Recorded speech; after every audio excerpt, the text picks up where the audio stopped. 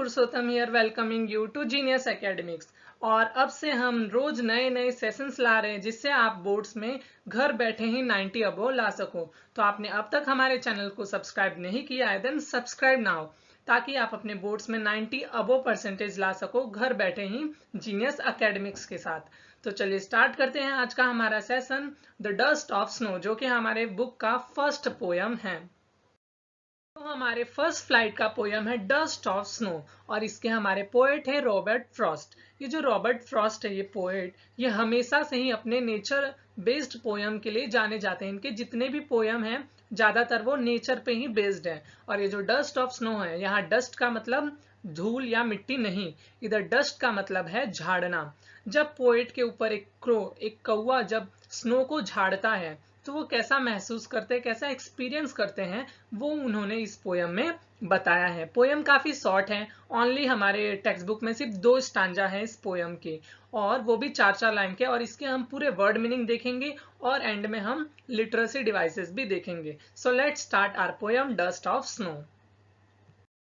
The way a crow swooped down on me, the dust of snow from a hemlock tree.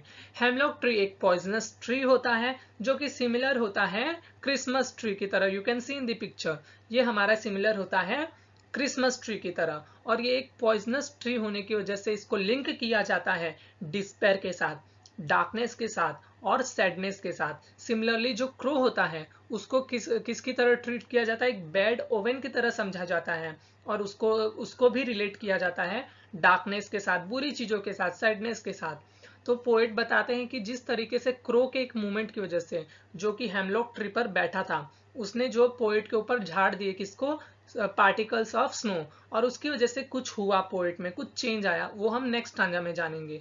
The way a crow shook down on me the dust of snow from a hemlock tree. अब इधर poet ने specify नहीं किया है कि crow के किस movement की वजह से वो डस्ट उनके ऊपर गिरा, वो डस्ट हुआ उनके ऊपर, वो किस वजह से हुआ, ये वो मूवमेंट इधर स्पेसिफाई नहीं है। क्रो के हिलने की वजह से गिरा या फिर उसके उड़ने की वजह से गिरा, ये इधर स्पेसिफाई नहीं है। बट क्रो के एक स्पेसिफिक मूवमेंट की वजह से वो जो dust of particles of snow थे, वो पोएट के ऊपर डस्ट हुए। अब आइए नेक्स्ट स्टांजा पर मूव करने से पहले हम कुछ लिटरेसी डिवाइसेस को डिस्कस कर लेते हैं। तो इस पोयम का, इस जो स्टांजा का है, उसका राइमिंग स्कीम क्या है, A B A B. A crow किसके साथ राइम कर रहा है, स्नो के साथ, तो ये ए हो गया। और मी किसके साथ राइम कर रहा है, मी हमारा राइम कर रहा है ट्री के साथ, राइम कर रहा है, यानी कि इसका प्रोनाउंसिएशन सिमिलर है, क्रो स्नो, मी ट्री। तो इसका राइमिंग स्कीम क्या हो गया, A B A B, it is its rhyming scheme. और अब हम इसके लिटरेसी डिवाइसेस को देखते हैं। इसमें जो पहला यूज हुआ है वो है इंचेंपमेंट, यानी कि ये पूरी स्टांजा में आपको एक भी पंक्चुएशन मार्क नहीं दिखेगा, कोई कॉमा नहीं है, कोई फुल स्टॉप नहीं है, लग रहा है पूरा ये एक सेंटेंस हो।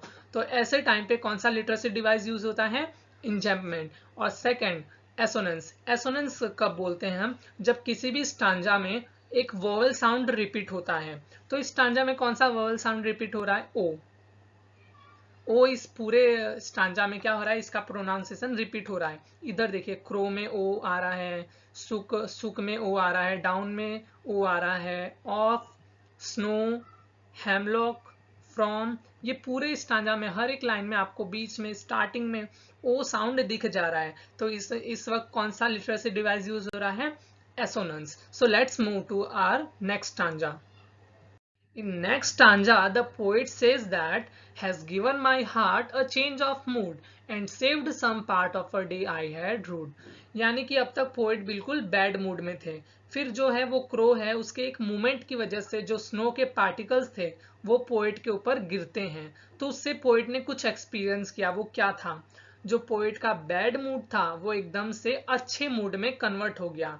तो पोएट ने हमें एक सीन बताया था जो कि एकदम बैड सीन लग रहा था, जिसमें एक पॉइजनस ट्री था, उसके ऊपर एक क्रो बैठा था, जो किसको सिंबलाइज करता है, जिसको बैडनेस का प्रतीक माना जाता है, जिसको डार्कनेस का सिंबलाइज माना जाता है, इसको हम बैड ओवन माना जाता है। तो इसको पोएट ने बताया कि किस तरीके से इस सीन में, जब पोएट बिल्कुल दुखी थे, रिग्रेट फील कर रहे थे, उस सीन में भी यही चीजों ने मिलके उनके मूड को चेंज कर दिया, वो एक बैड मूड से हैप्पी मूड में आ गए। और ये अगर वो बैड मूड में ही होते अब तक तो उनका पूरा दिन खराब हो जाता, वो पूरे दिन दुखी रहते। पर इन लोगों ने मिलकर उनके पूरे दिन को बचा लिया, वेस्ट होने से बचा लिया। तो इधर पोएट बताना चाहते हैं हमें कि हमें कोई भी चीज को फॉर ग्रांटेड नहीं लेना चाहिए। हमें ये नहीं सोचना चाहिए कि ये चीज बुरी है तो हमें हमारे साथ हमेशा बुरा ही होगा। बहुत सारी ऐसी चीजें हैं जिसे ह्यूमन बींग्स बुरा मानते हैं, पर क्या पता वो कई बार हमारे लिए कुछ ऐसा कर जाते हैं जो कि कोई और नहीं कर पाता, जैसे कि इस पोयम में हुआ। इन चीजों ने मिलकर पोएट के दिन को बचा लिया, मूड को चेंज कर दिया, जो कि एक बैडनेस का प्रतीक माना जाता था, फिर भी उन लोगों ने कुछ ऐसा कर दिया जो कि पोएट के साथ कोई नहीं कर पाया। तो इस पोयम में हमने अब तक क्या देखा कि एक हेमलॉक ट्री होता है, उस पे जो क्रो बैठा हुआ था उसके मूवमेंट की वजह से जो स्नो होता है वो पोएट के ऊपर गिरता है, और वो गिरने की वजह से पोएट का मूड जो है वो एक बैड मूड से हैप्पी मूड हो जाता है। ये हमने अब तक देखा। तो चलिए इस स्टांजा का अब हम लिटरेसी डिवाइसेस देखते हैं। सो आइए अब सेकंड स्टांजा का भी हम राइमिंग स्कीम जान लेते हैं। तो इसमें जो पहला राइमिंग स्कीम यूज हुआ है वो क्या है, सी डी सी डी।